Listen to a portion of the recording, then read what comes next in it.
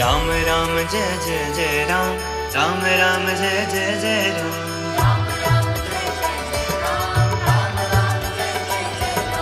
राम राम जय जय जय राम, राम राम जय जय जय राम।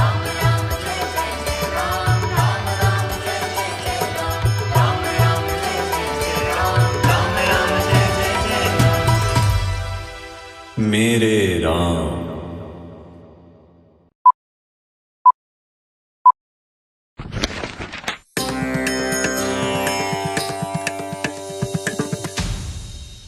बोलिए सियावर रामचंद्र जी की जय।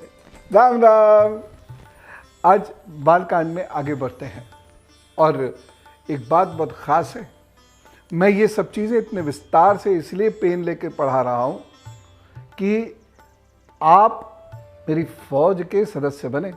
मेरी फौज कैसी है? वो लाठी डंडे वाली नहीं, तर्क वाली।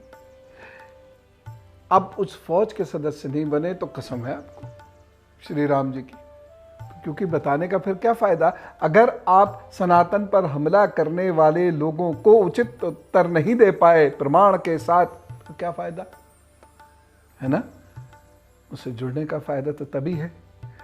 मुझे केवल ऐसे ही थोड़ी बताना है, बल्कि इसलिए मेरा एक प्रयोजन है, एक लक्ष्य है जीवन का, और सनातन की रक्षा के लिए मैं जो कुछ कर सकूं मुझे करना है। और अगर आपका साथ मिल जाए, हिम्मत हो सकती है किसी की कि प्रश्न चिन्ह लगा दे। जैसे एक ने कहा कि श्री राम जी पुरुषोत्तम कहां से हुए? वह तो दलित विरोधी हैं। क्यों? शंभुक को मारा। शबरी के बेर खाना भूल गए।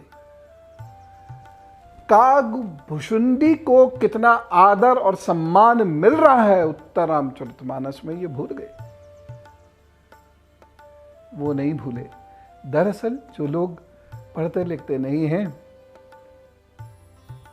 उन्हें बेवकूफ बनाना बहुत आसान होता है, और जो बहुत डिस्ट्रक्टिव पॉलिटिकल माइंड होता है ना, वो संस्कृति पर इसी तरीके से हमला करके आपको संस्कृति के प्रति विरोध पैदा आपके मन में कर देगा। घृणा भाव आपका अपनी संस्कृति के प्रति पैदा हो जाएगा और आप स्वयं को हीन समझना शुरू कर देंगे। ये राजनीति है, सटल तरीके से अटैक किए जाते हैं आदमी। इसको समझ लीजिए। अंग्रेजों ने भी यही किया। खामियाजा आज तक भुगत रहे हैं। कुल 80-85 हज़ार अंग्रेज लगभग 30 से 33 करोड़ लोगों की जनसंख्या को नचाते रहे। क्यों? हम बटे हुए थे। हमारा इतिहास हमें भुलवा दिया, हमारी भाषा हम भूल गए। बचाई क्या हमारे पास? A man is known by the history he possesses, and man grows if he has pride in his own history. जिसको अपनी संस्कृति पे गर्व नहीं, उसमें आत्मबल ही नहीं होगा। वो सिर्फ रोता घिघियाता हुआ सा एक मनुष्य रहेगा। गंभीर बात है, तो मेरी फौज का सदस्य बनोगे ना? बालकांड की चर्चा करते हैं। मैं बता रहा था राम का नाम क्यों रखा गया। ये पूरा योग है अपने आप में। राम शब्द का जो नाम रखा गया, रा और म, ये अपने आप में पूरा योग है। इसे समझिए। पहले राम का अर्थ क्या है? रमण करने वाला। रमन्ति इति राम, रमन्ति इति राम। जो रोम रोम में रमण कर रहे हैं, ब्रह्मांड में रमण कर रहे हैं, हर जगह पर जो है, ओमनीपोजेंट, ओमनीसीजेंट, ओमनीप्रेजेंट, वो है राम। वो हर जगह है, उनका नाम हर जगह है। अब चाहे दादू दयाल हो, चाहे कबीर हो, चाहे गुरु नानक हो, वो राम को अपने तरीके से याद करते हैं। आदि गुरु शंकराचार्य हो, अपने तरीके से याद करते हैं। ऋग्वेद में 2 बार राम शब्द आया है, वो अपने तरीके से आया है। और मेरे राम जब मैं कहता हूं तो वह अपने आप में एक अलग तरीका है। आप जो राम राम राम राम कहते हैं, वो अपने आप में एक अलग तरीका है। वशिष्ठ के राम, दशरथ के राम, कौशल्या के राम, वो राम है जो हर जगह रमते हैं। कबीर क्या कहते हैं? कबीर के इष्ट राम है, लेकिन कौन से राम है? एक दोहा सुनाता हूं, आनंद आ जाएगा। और समझिए कबीर कितनी बड़ी बात कहते हैं। और इसीलिए मैं कहता हूं, man is not known by the caste he bears, man is known by the virtues he bears. Kabir Sahab तो जुलाहे हैं, लेकिन एक ऐसा दोहा उन्होंने पढ़ा है, जरा सुनिए। तो पूछूंगा मैं, लेकिन कबीर साहब कहते हैं, सहस्त्र 21,600 धागा नेचल ना कई पावे। क्या मतलब हुआ? फिर पढ़ो। सहस्त्र 21,600 धागा निहचल ना कहीं पावे। अब देखिए कितनी गहरी बात कही है। हम लोग होंगे तो कहेंगे जुलाहे से क्या बात करनी भाई? I am the professor, I am the doctor, I am the engineer, I am graduate, I am post graduate, I speak English, I can talk English, I can walk English. लेकिन जुलाहे ने क्या बात कही है? वो ये कहते हैं, आपको पता है कि एक दिन में हम कितनी बार सांस लेते छोड़ते हैं? कबीर साहब को पता है, 21,600। अब इतनी बार लेते हैं तो ये तो ऑब्वियस है, इतनी बार छोड़ते भी होंगे। ऐसा तो है नहीं, सांस कोई पैसा तो है नहीं, बस लिए ही जा रहे, इसे छोड़ना भी है। वो ये कहते हैं कि जितनी बार आप श्वास ले रहे हैं,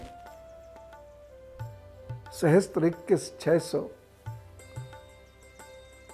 इतनी बार जो आप सांस ले रहे हैं और छोड़ रहे हैं, तो नाक में जो वो कहते हैं जो सूक्ष्म द्वार है, सूक्ष्म द्वार, वहां राम का नाम इस प्रकार से चलता रहे जिससे ये अजबा जप बन जाए। ओहो, कितनी गहरी बात। समझ में नहीं आई होगी ना? मैं उस तरीके से नहीं कह पाया जैसे कबीर जी ने कहा, मैं भाव विभोर हो गया।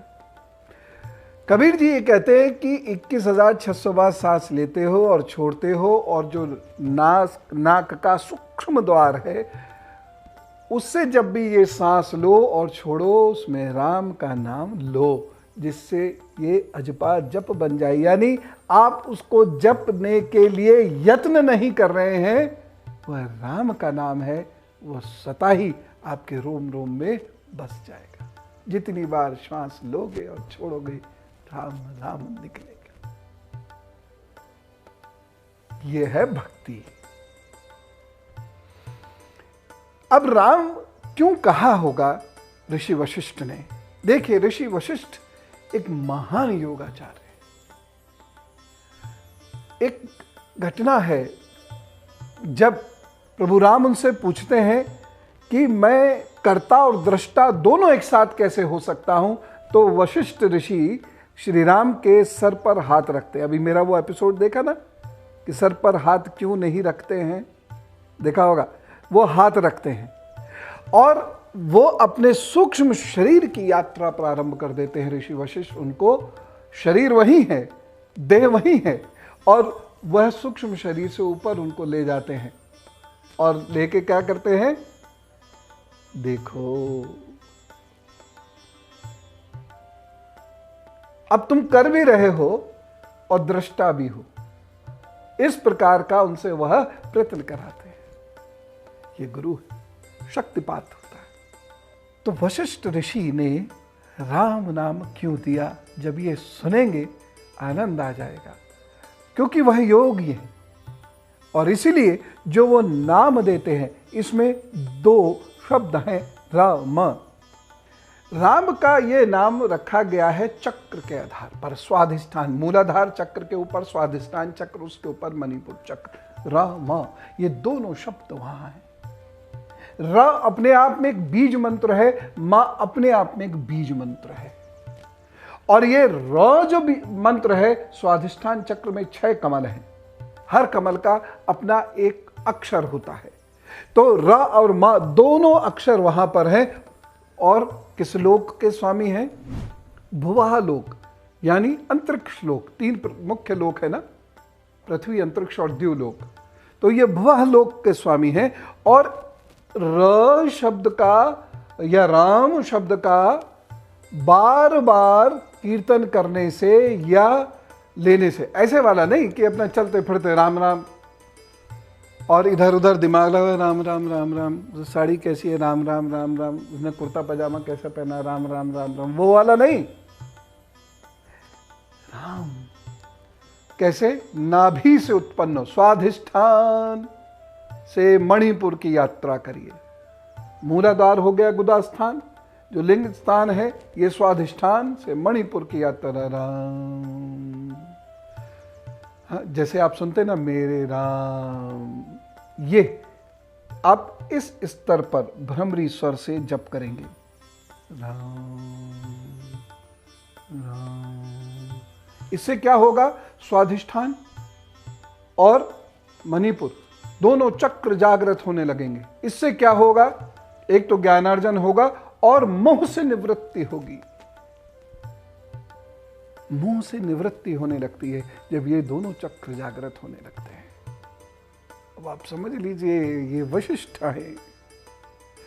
इसीलिए उन्हें यह मालूम है कि यह ग्रह नक्षत्र में प्रभु पधार रहे हैं, इसलिए इनको वो नाम देना है जिसको बोलने मात्र से व्यक्ति के मोह से निवृत्ति होने लगे, उसके अंदर काल का प्रभाव का डर वह समाप्त होने लगे, वह उसके रोम रोम में रमता चला जाए। इसलिए उन्होंने एक शब्द निकाला, राम राम। आप इस, जैसे मैं आज ले रहा था ना विभाव से, तो जब मेरी आपकी यहां से बात, YouTube की बात पूर्ण हो जाए तो थोड़ी देर बैठ जाइएगा मेरे कहने से, और बहुत शांत भाव से, उस वक्त ज्ञान चर्चा नहीं, बहुत शांत भाव से परीक्षण कीजिएगा मेरा, है ना,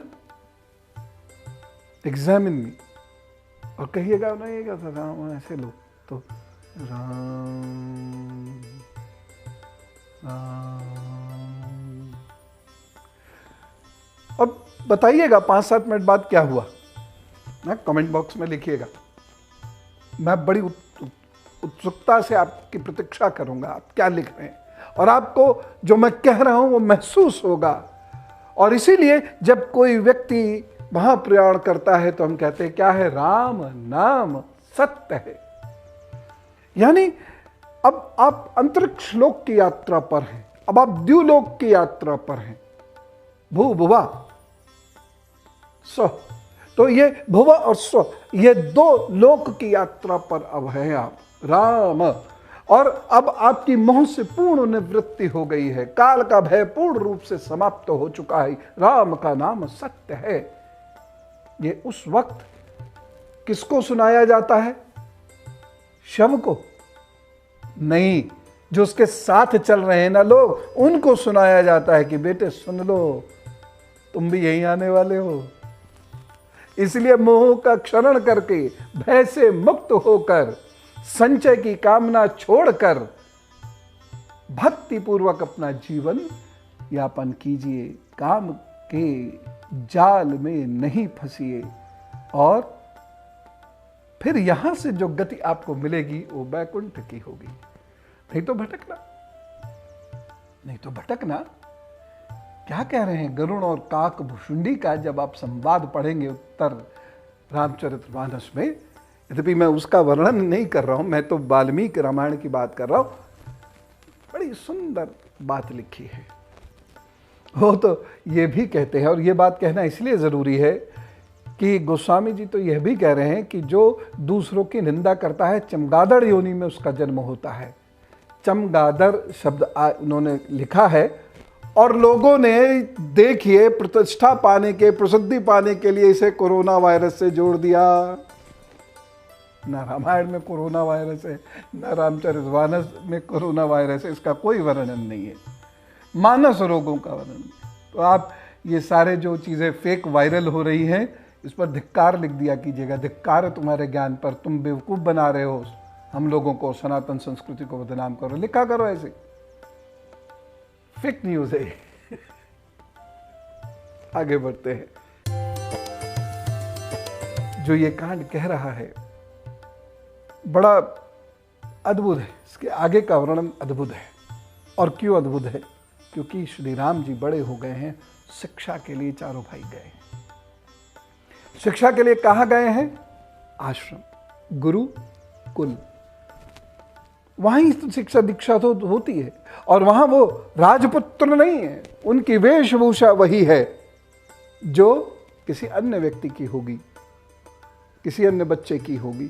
उन्हें भी वही कार्य करने हैं जो कोई अन्य बच्चा करेगा। और श्री राम बहुत जिज्ञासु हैं और एक प्रखर विद्यार्थी हैं। एक बात याद रखना, जो प्रखर विद्यार्थी नहीं होगा वो प्रश्न पूछ ही नहीं सकता। प्रश्न पूछेगा ही वो जिसकी बात समझ में आ रही है, क्योंकि जिज्ञासु जो ज्ञान अर्जन करता है वही तो कंफ्यूज होता है। जो कंफ्यूज होता ही नहीं वो ज्ञान अर्जन कर ही नहीं रहा। भाई थकेगा तो वो जो चलेगा। हाँ, वैसे कुछ लोग तो इतना लेटे रहते हैं, लेटे लेटे थक जाते हैं। लेकिन अगर इस मजाक से हटकर बात करें तो जो ज्ञानार्जन कर ही नहीं रहा उस पर प्रश्न ही क्या आएगा?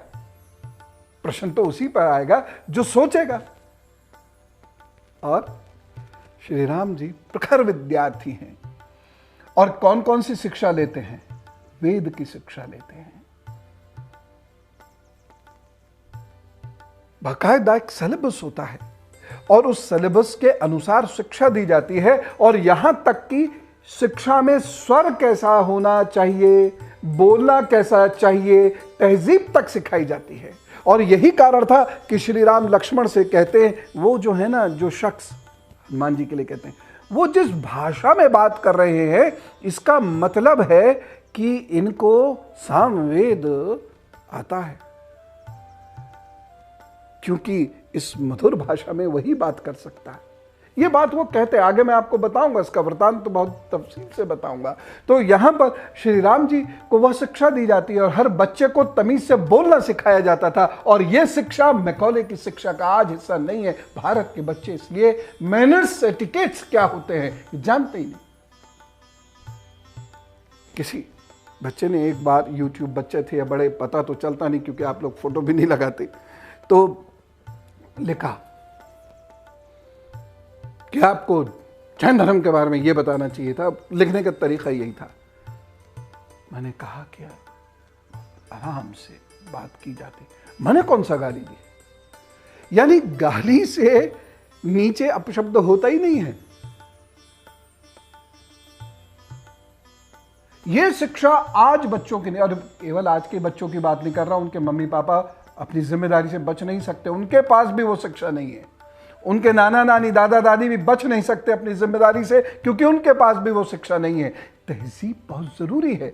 ये श्री राम जी को सिखाया गया था, ये उनके सिलेबस का अभिन्न अंग है।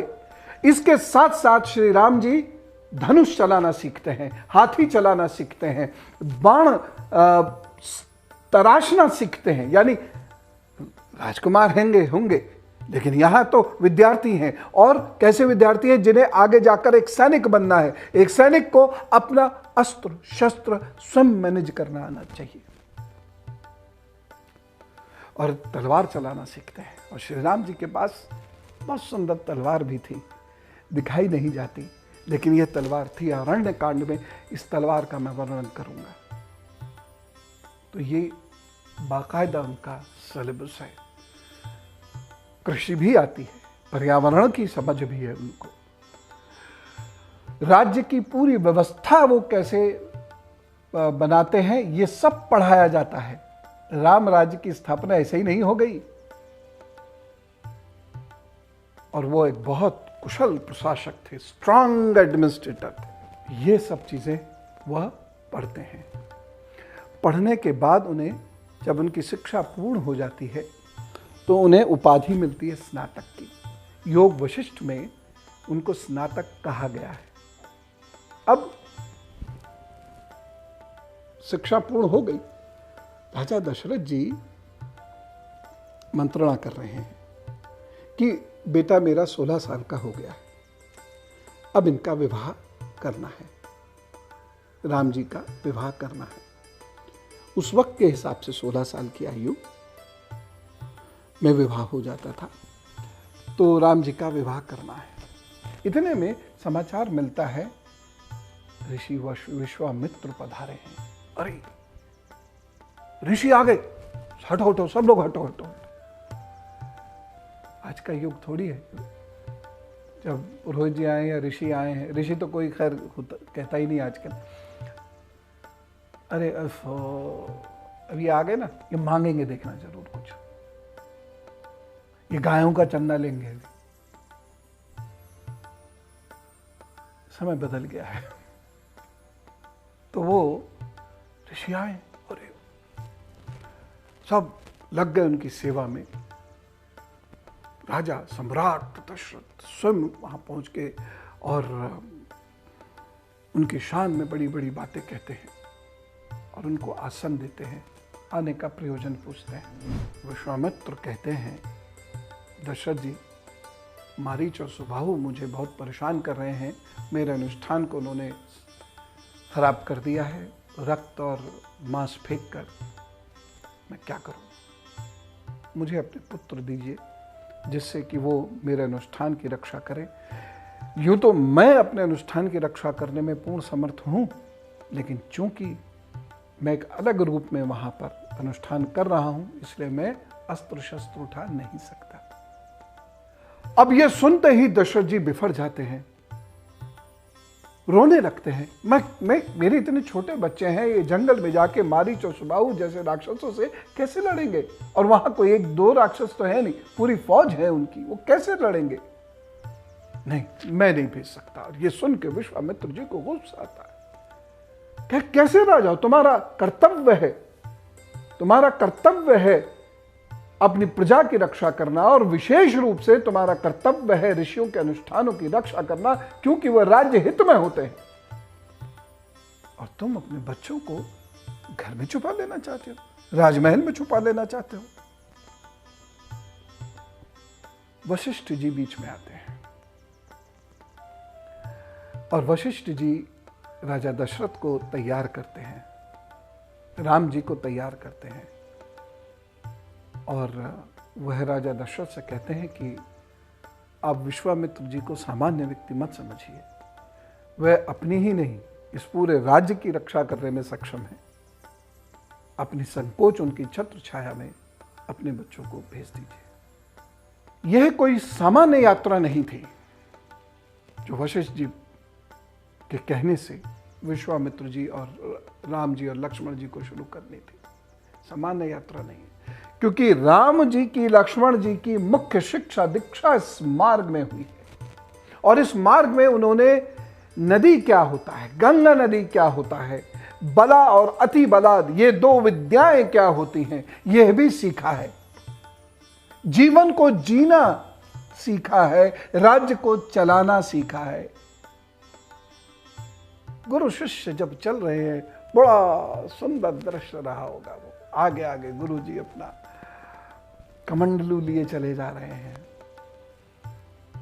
पीछे पीछे अस्त्र शस्त्र से सुसज्जित दोनों राजकुमार चले जा रहे हैं और चुप नहीं है, प्रश्न होते चल रहे हैं। कभी राम जी पूछते, कभी लक्ष्मण जी पूछते हैं, क्योंकि वो है ही इतने विद्वान कि एक क्षण भी उनका सानिध्य मिले तो व्यक्ति को शास्त्र शस्त्र राज कार्य आदि प्रत्येक बात को पूछ लेना चाहिए। उन्हें इतने दिन मिले, वह कैसे इस क्षण को छोड़ सकते हैं? तो आपके घर में जो विद्यार्थी हैं, जो बच्चे हैं, अगर वो ये कहते हैं रामचंद्र जी की शिक्षा दीक्षा तो हुई नहीं, उनको बताइए कि वो बाकायदा गुरुकुल में गए हैं और 16 वर्ष तक उनकी शिक्षा दीक्षा हुई है। उसके बाद वो विश्वामित्र जी के साथ गए हैं और तब रास्ते भर उनकी शिक्षा दीक्षा हुई है। अपने को कैसे पहचाने, अपने गुणों को कैसे पहचाने, शत्रु को और शत्रु के दोषों को कैसे पहचाने, ये भी शिक्षा दीक्षा हुई है। नदी का जल किस प्रकार से बहता है, कहाँ से उद्गम होता है, कहाँ बहता है और उसका क्या लाभ हानि होती है, ये सब शिक्षा दीक्षा वह लेते हैं। एनवायरनमेंट की पूरी स्टडी करते हैं। उसके साथ साथ अस्त्र शस्त्र, राजकार्य, administration, art and science of administration भी वो सीखते हैं, यज्ञ करना सीखते हैं। तो क्या ये शिक्षा दीक्षा नहीं है? उस समय के अनुसार, जिसे आज आप कहेंगे फॉरेन पॉलिसी की स्टडी करते हैं, क्या ये शिक्षा दीक्षा नहीं? अब ये सब होते होते वह पहुंचते हैं कहाँ? एक ऐसे आश्रम में जहाँ कहा जाता है एक पत्थर बनी स्त्री बैठी है। अब ये क्या चीज है? लेकिन मुझे लगता है, मुझे आपको शोणभद्र, जिसे आज आप सोनभद्र के नाम से जानते हैं, इसके बारे में बताना चाहिए। ऐसे गंगा नदी के किनारे किनारे वो अभी बिहार के क्षेत्र में आ गए हैं, मिथिला आने वाली है।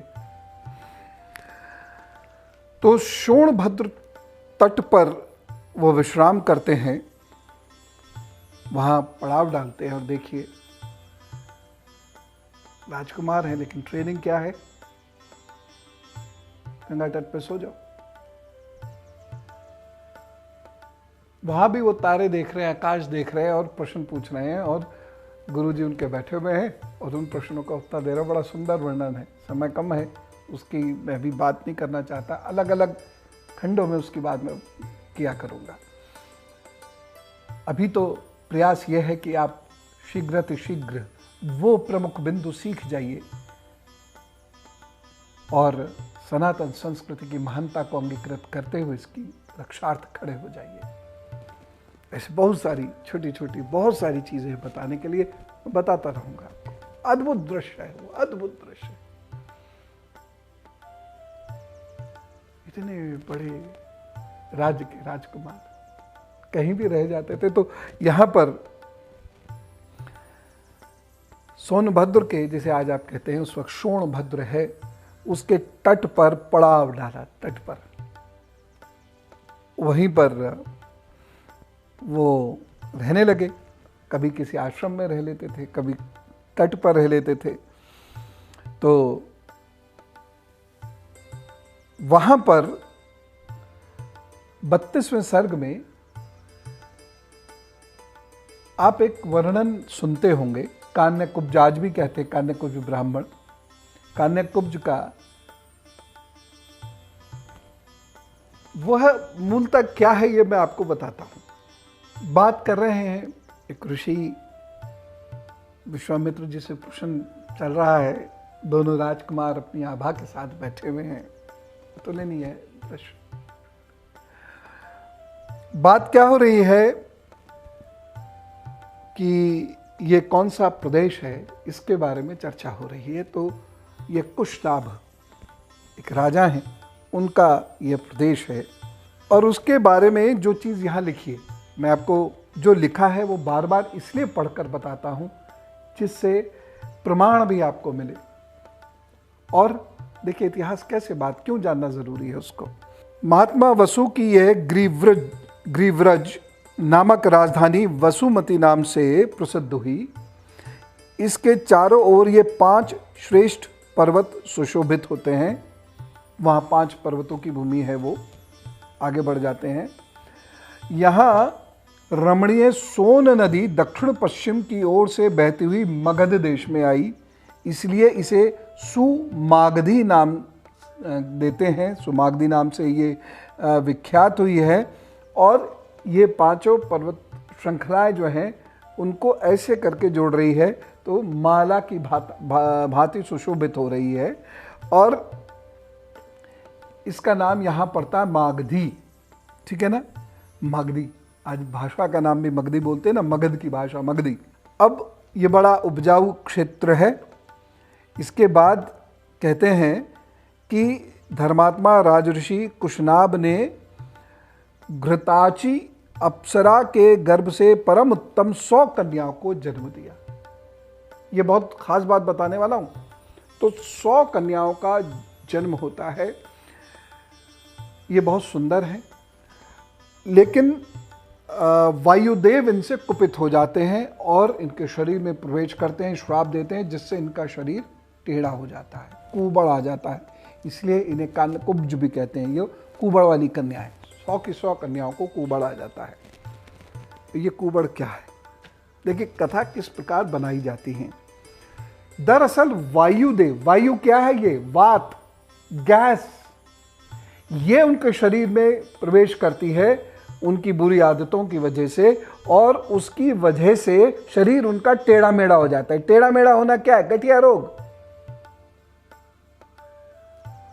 इस रोग का नाम आयुर्वेद में संधिवात ही तो है। संधियों में दर्द उत्पन्न कर देती है जब ये वात बैठ जाती है। संधिवात इस रोग का नाम है आज भी। संधियों में सूजन होने लगती है, वो चलने से मना कर देती हैं। जब चलती हैं तो कीर्तन होने लगता कटर कटर की आवाज के साथ। सूजन आ जाती है, उसके बाद हाथ पैर उंगलियां ये टेढ़े हो जाते हैं। फिर 33वें सर्ग में क्या कहा गया है? श्लोक 24 में सुनिए। श्लोक 24 में ये कहा है, वात रोग के रूप में आए हुए वायुदेव ने उन कन्याओं को छोड़ दिया। सीरियल में इसे अलग तरीके से दिखाया जाएगा, लेकिन आप ये जानिए ये गैस्ट्रिक प्रॉब्लम थी उनको, और उसका इलाज हुआ बाकायदा, और उस इलाज के बाद वह कुब्ज दोष से निवृत्त हो गई, निरोग हो गई, उत्तम शोभा से संपन्न प्रतीत होने लगी। यह था। ऐसी बहुत सारी चीज़ें होती हैं जो हमको लगता है कि ये तो इस प्रकार से वो वायुदेव खड़े होंगे, मुकुट होगा, बढ़िया मालाएं होंगी, और यूं करके दुशाला उन्होंने लिया होगा, और वो सूं सूं सूं सूं करके 100 कन्याओं में घुस गए होंगे। ऐसी तो दिखाते हैं, और ऐसे ही आप लोग कल्पना भी अब करने लगे। लेकिन वो ये है, सिंपल बात रोग है। लिखने का तरीका ये है, काव्यात्मक भाषा, अलंकृत भाषा का प्रयोग किया जाता था, आज नहीं। और भाषा तो वर्षों के हिसाब से बदलती है। जब ये मोबाइल फ़ोन नहीं थे तब की भाषा, मोबाइल आई, व्हाट्सएप की भाषा, SMS की भाषा, परिवर्तन हुआ कि नहीं हुआ? और अब वो भाषा लेटर्स में दिखने लगी है, ऑफिशियल ईमेल्स में भी दिखने लगी। ठीक है ना? तो भाषाएं, टेक्नोलॉजी समय के अनुसार बदलती रहती हैं, उसका प्रयोग भी बदलता रहता है। खैर, उसके बाद सोने की आज्ञा मिली। जो विश्वामित्र जी ने कथा बंद कर दी, तो आधी रात का वर्णन किया, फिर सोने की आज्ञा दी। आज्ञा मिली तब बच्चे सोए। कौन बच्चे? राजकुमार। कौन? राजा राम जो आगे बने, और लक्ष्मण जी।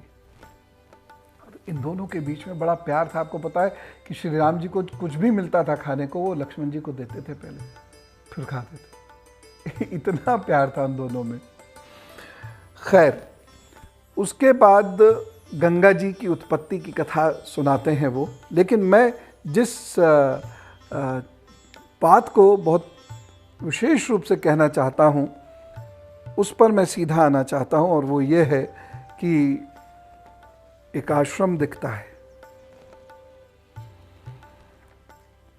और आपने ये कथा पढ़ी होगी, ऋषि गौतम की ये कथा है।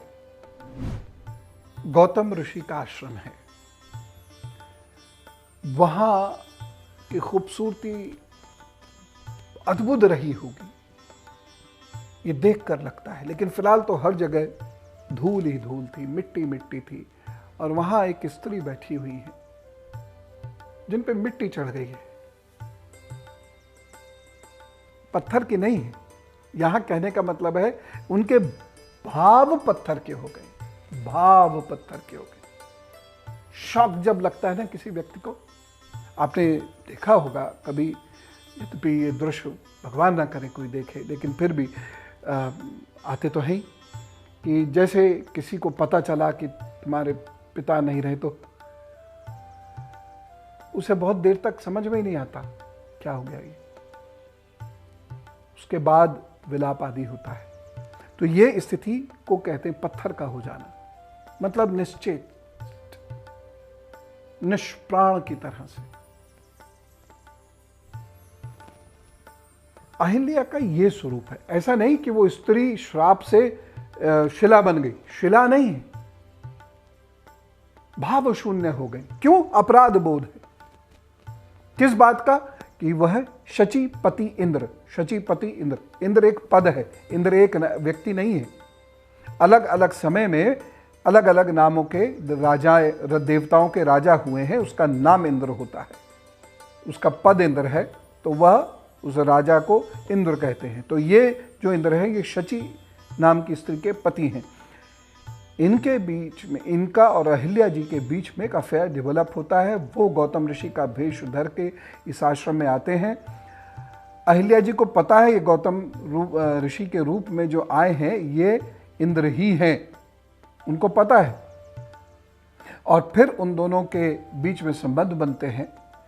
अचानक गौतम ऋषि वहां आ जाते हैं और वह इंद्र को डांट कर भगा देते हैं, श्राप देते हैं इंद्र को भी, और वह अपनी पत्नी को छोड़कर चले जाते हैं, ये कहते हुए कि जब राम आएंगे तब तुम्हारा शाप उद्धार होगा।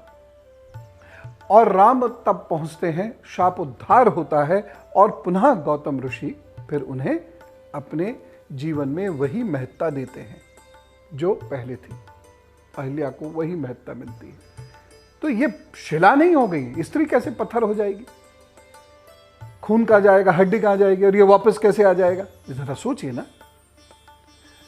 वह हृदय से पत्थर हो गई, धूल पड़ी है, जबकि वो बहुत सुंदर है, बहुत सुंदर है, लेकिन गलती, अपराध बोध। और फिर उसमें यह आता है कि राम जी जैसे ही उनको अपने चरणों पैरों से छूते हैं, रामचंद्र जी पुरुषोत्तम है, मर्यादा पुरुषोत्तम है, वो स्त्री को अपने चरणों से छुए, वो भी जानबूझकर, असंभव है। और रामायण प्रमाण दे रही है। क्या? सुनिए। उस समय श्री राम और लक्ष्मण ने बड़ी प्रसन्नता के साथ अहिल्या के दोनों चरणों का स्पर्श किया। भगवान माता अहिल्या के चरणों का स्पर्श कर रहे हैं, उनको चरणों से नहीं छू रहे हैं, उनका चरणों का स्पर्श कर रहे हैं, क्योंकि वो बहुत विदुषी हैं। और सबसे बड़ी बात, शक्ति स्वरूपा स्त्री है। प्रभु श्री राम स्त्री का अनादर करें, ये नहीं हो सकता। अब आपके मन में तुरंत आएगा और आपके कमेंट बॉक्स में आप तुरंत लिख देंगे, तो अग्नि वाला, मतलब कई चैप्टर बाद की बात तुरंत लिख देंगे, तो अग्नि परीक्षा क्यों करवाई, छोड़ क्यों दिया? धैर्य रखिए, उसके बारे में जब मैं आपको बताऊंगा, ओह, आपको भी अपराध बोध होगा, लेकिन आप शिला नहीं बनेंगे, आप ज्ञानी बनेंगे। और सनातन संस्कृति पर इस प्रकार का जो हमला करेगा उसे आप जवाब देंगे, हे मूर्ख, पढ़ इसे, ऐसे बोलेंगे। लेकिन चूंकि हमें सभ्य रहना है तो हम कैसे बोलेंगे? रे मूर्ख, पढ़ इसे। क्रोध का प्रयोग नहीं करना है। तो अब जब राम जी ने उनके, लक्ष्मण जी ने उनके चरणों का स्पर्श किया, उनमें जीवन आया। फिर गौतम ऋषि आए और पति पत्नी का मिलन होता है।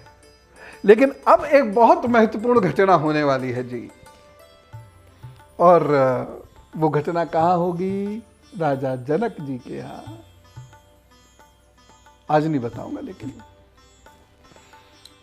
थोड़ी सी प्रतीक्षा कीजिए, राम राम का जप कीजिए, अपना अनुभव बताइए और उसके बाद सुनिए। और तब तक के लिए जरा ये कहिए, सियावर रामचंद्र जी की जय।